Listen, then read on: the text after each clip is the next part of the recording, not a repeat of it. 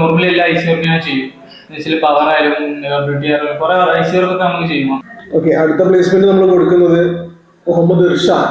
ആള് നമ്മുടെ അടുത്ത് സ്മാർട്ട് ഫോണിന്റെ കോഴ്സ് കംപ്ലീറ്റ് ചെയ്ത സ്റ്റുഡന്റ് ആണ്. കോഴ്സ് കംപ്ലീറ്റ് ചെയ്തു, പഠനം കംപ്ലീറ്റ് ചെയ്തു, ഇൻസ്റ്റിറ്റ്യൂട്ടിൽ വെച്ചുള്ള പ്രാക്ടിക്കൽ കംപ്ലീറ്റ് ചെയ്തു, ഇന്റേൺഷിപ്പ് കംപ്ലീറ്റ് ചെയ്തു, ട്രെയിനിങ് കംപ്ലീറ്റ് ചെയ്തു. ഡയറക്റ്റ് ജോബ് പ്ലേസ്മെന്റ് നമ്മൾ കൊടുക്കുന്നത് ഇർഷാന് ദുബായിലേക്കാണ്. ഇർഷാന് അടുത്ത ആഴ്ച ആൾ ദുബായിലേക്ക് പോവാണ്. ആളെ വിസയാണിത്. ഓക്കെ, ഇർഷാന്റെ എക്സ്പീരിയൻസ് നമുക്ക് കേൾക്കാം. എങ്ങനെ ഉണ്ടായിരുന്നു ഇവിടുത്തെ പഠനം കാര്യങ്ങളൊക്കെ ഇർഷാൻ തന്നെ പറയട്ടെ. ഇവിടുത്തെ പഠനം എന്ന് വെച്ചാല് പെർഫെക്റ്റ് ചെയ്തതെന്ന് വെച്ചാല് സാറായാലും ലാബത്തെ സാറായാലും തിയറിത്തെ സാറായാലും എല്ലാം പറഞ്ഞെല്ലാം ക്ലിയർ ആക്കി തരും. നമുക്ക് എന്ത് ഡൗട്ട് ഉണ്ടെന്ന് ചോദിച്ചാൽ മതി. അല്ലെങ്കിൽ നമ്മൾ പരമാവധി തിയറി പ്രാക്ടിക്കൽ പരമാവധി ഒന്ന് മനസ്സിലാക്കാൻ നോക്കാം.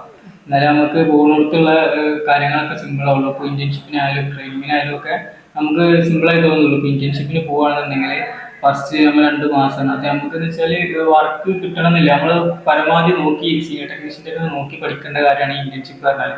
നമുക്ക് വർക്ക് തരും, നമ്മൾ ചോദിക്കുക, നമ്മൾ ചോദിച്ച് മേടിക്കുക. CC വർക്കൊക്കെ തരുള്ളൂ, വലിയ വർക്കൊന്നും തരില്ല.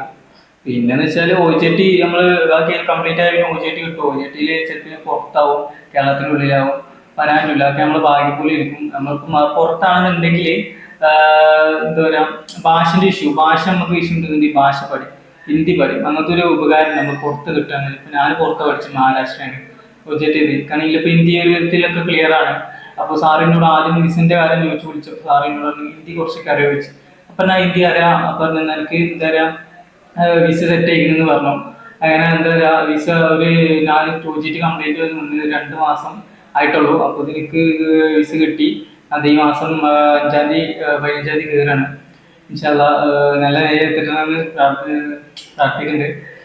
പിന്നെ OJT എന്ന് വെച്ചാൽ നമ്മൾ അവിടെ പോയാൽ നമുക്ക് ഫുഡിൻ്റെ ഇഷ്യൂ, പിന്നെ എന്താ പറയുക, ബാക്കി language issue, first language issue, ഫുഡിൻ്റെ ഇഷ്യൂ, പിന്നെന്താ പറയുക, കുറേ ഇഷ്യൂകൾ മുതലാളി ആയാലും കുറേ ഇഷ്യൂ ഉണ്ടാവും. നമ്മളൊക്കെ എന്താ പറയുക മറി കിടക്കണം. എന്ന് വെച്ചാൽ നമ്മൾ ഇവിടെ നിൽക്കുന്ന എന്തുണ്ടായാലും OJT കംപ്ലീറ്റ് ആക്കണം എന്നുള്ളൊരു നമുക്കൊരു മനസ്സ് വേണം. എന്നാലും നമ്മൾ ഇന്നോട്ടുന്നൊക്കെ നമ്മൾ രക്ഷപ്പെട്ടു പോരുള്ളൂ. അപ്പോൾ ഞാനിപ്പോൾ അങ്ങനെ തന്നെയാണ്. എനിക്ക് കുറേ പ്രശ്നങ്ങൾ ഉണ്ടായിരുന്നു. എന്താ പറയുക, ഞാൻ OJTക്ക് ഫസ്റ്റ് മഹാരാഷ്ട്ര യവത്മാൾ എന്ന സ്ഥലത്ത് പോയത്. അവിടെ കമ്പനിക്കാരുണ്ടായിരുന്നു. അവിടെ ആകുമ്പോൾ കമ്പനിക്കാരനെ നമുക്ക് ടെൻഷൻ ഉണ്ടായില്ലേ. പിന്നെ എനിക്ക് ഒറ്റയ്ക്ക് പോസ്റ്റിംഗ് കിട്ടി അവിടെ നിന്ന് ആർമിയുടെ സ്ഥലത്ത്. ഞാൻ ഒറ്റയ്ക്കാണ്. അപ്പോൾ 2 ആഴ്ച എനിക്ക് നല്ല സങ്കടമൊക്കെ അടിച്ചില്ല. ഞാൻ ഒറ്റക്കാരുടെ കാര്യമൊക്കെ ചെയ്തിരിക്കുന്നു. സ്വാഭാവികമാണ്. ഉമ്മ വിളിച്ച ഉമ്മ പറഞ്ഞ് കുഴപ്പമില്ല, 1 ആഴ്ച 2 ആഴ്ച നിൽക്ക് റെഡിയാവും എന്ന് പറഞ്ഞു. എല്ലാവരും അങ്ങനത്തെ അങ്ങനെ 2 ആഴ്ച നിന്ന് റെഡിയായി. ഇനി ഓക്കെ, ഇങ്ങനെ OJT കംപ്ലീറ്റ് ചെയ്ത് വർക്ക് ഏതൊക്കെ ടൈപ്പ് വർക്ക് OJT ഞാൻ OJTക്ക് സ്റ്റാർട്ട് ചെയ്ത് 1 ആഴ്ച 2 ആഴ്ച എനിക്ക് വർക്ക് തന്നിട്ടില്ല. പിന്നെ നമുക്ക് ചെറിയ വർക്ക് തരൽ തുടങ്ങി, CC വർക്ക് തരൽ തുടങ്ങി. പിന്നെ അങ്ങനെ ക്ലാസ് വർക്ക് കിട്ടൽ തുടങ്ങി. ഒരു 3-4 മാസം കഴിഞ്ഞപ്പോൾ IC വർക്ക് ചെയ്ത് തുടങ്ങി. ഇപ്പോൾ IC വർക്ക് നോർമലി എല്ലാ IC വർക്ക് ഞാൻ ചെയ്യും. പവർ ആയാലും ബ്യൂട്ടി ആയാലും കുറെ IC വർക്കൊക്കെ നമുക്ക് ചെയ്യും. അപ്പോൾ IC വർക്ക് ഉണ്ടെന്നുണ്ടെങ്കിൽ പഠിക്കാൻ പറ്റുക, നമ്മൾ പരമാവധി പഠിക്കാൻ നോക്കുക. IC വർക്കാണ് മെയിൻ എഞ്ചിനീയറിംഗ് ആണ്. എന്തായാലും നല്ലൊരു കരിയർ ഉണ്ടാവട്ടെ എന്ന് ആശംസിക്കുന്നു. Thank you.